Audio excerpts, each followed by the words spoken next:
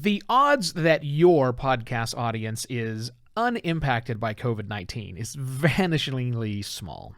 Virtually everyone is facing a new reality and adjusting their habits. Should you adjust what your podcast delivers to them?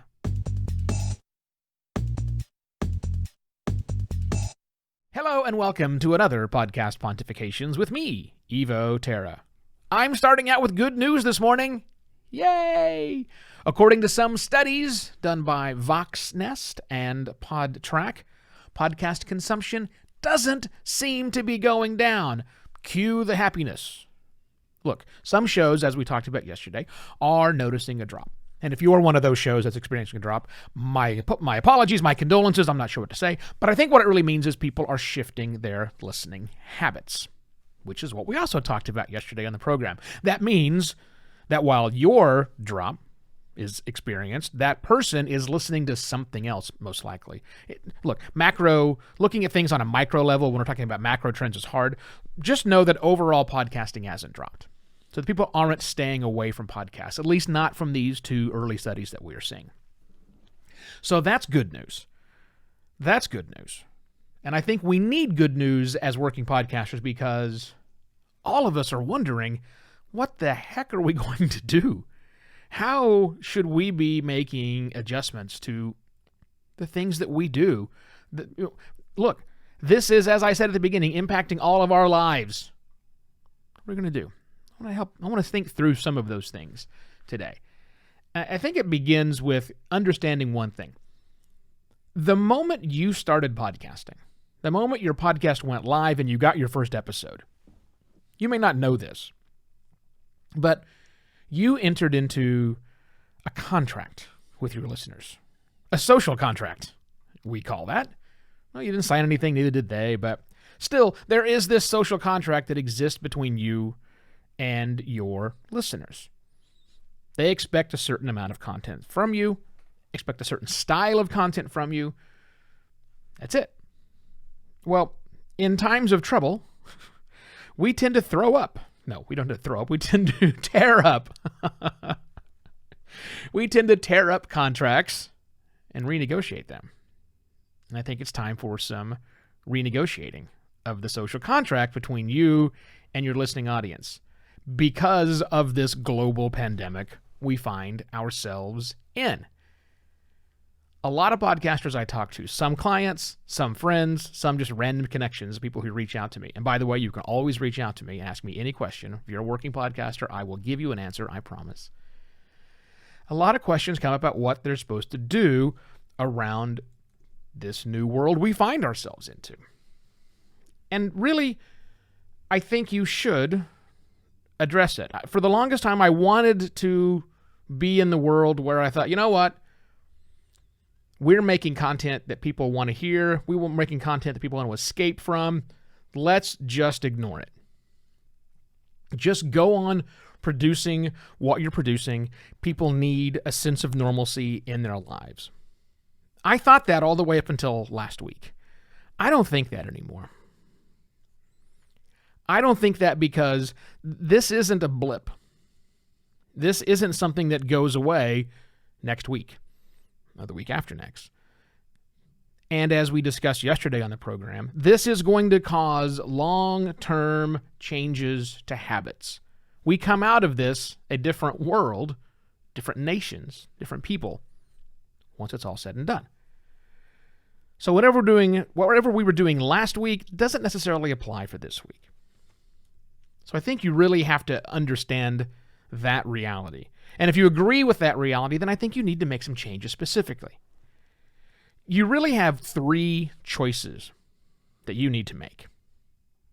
Three ways you can address this whole coronavirus, COVID-19, SARS-CoV-2 thing, and its impact on your podcasting listeners.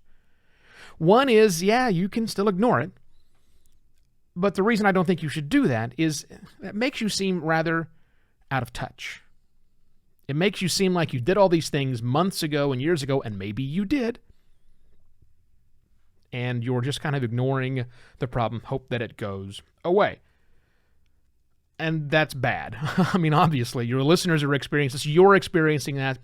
Even if you don't have that close personal relationship, I think there's danger if you just simply ignore it. But I will put a caveat out there. There are certain instances where ignoring it makes sense. So if you think that's where you live, fine, hold on to that for now. I'm going to give you two other options. Second option is acknowledge and embrace, which is kind of what I'm doing here. And I think a lot of podcasts should be thinking about acknowledging and embracing it. But only if your show allows you to do that. Look, if breaking character doesn't fit your show's format, if you're doing a long educational series about something, if you're developing regular entertainment that is specifically designed to be escapist from all of this, there's a lot of reasons why you might not be able to acknowledge and embrace it, at least not in the way that I am doing today. Then that's fine. But if you can, if it works for your show without breaking everything together, then I think it makes a lot of sense for you to acknowledge and embrace what's happening right now. Just come out from behind the curtain. Have a conversation. Your listeners might want to know how you're being affected if you've got that personal relationship. So think about acknowledging and embracing. That's number two. Number three, third thing to do is a complete and total overhaul. Complete and total overhaul. Throw away what you're doing right now, start over. Or more gradual changes, but completely overhauling the content you produce on a regular basis. That might be warranted if the world you used to podcast in no longer exists and won't exist again probably tomorrow or for the foreseeable future, and we might not go back to that. It might need a complete and total overhaul, and that's okay if you have to do that. Your audience, well, look, we've already seen they're shifting, so shift with them. Deliver the kind of content you can deliver. Now, I want to give 3 warnings. I gave you 3 things to do, and I'm going to give you 3 things not to do. Number 1, do not give advice outside of your own expertise. You understand what I'm saying? Do not give advice that's outside of your own expertise. If you're not a doctor, then you're not a doctor. If you're not a medical person, you're not a medical person. If you're not an expert in epidemics, resist the temptation to give advice outside of that. Instead, give advice to people who are that is in your expertise and how you're dealing with things. Number 2, do not pass on any information that has not been fully vetted. This microphone's a powerful tool.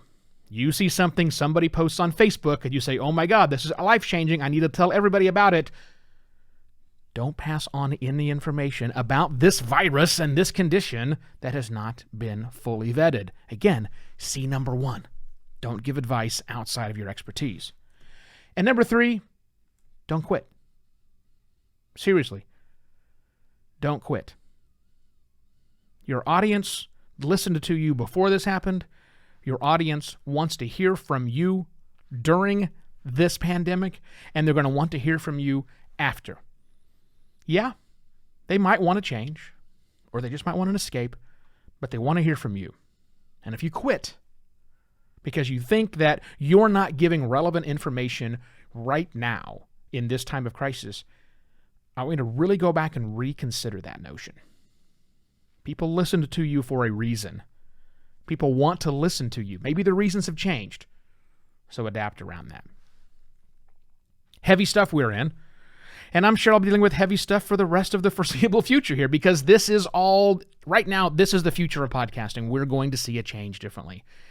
And I want to make sure that we're raising the right questions and not just blindly going about our business.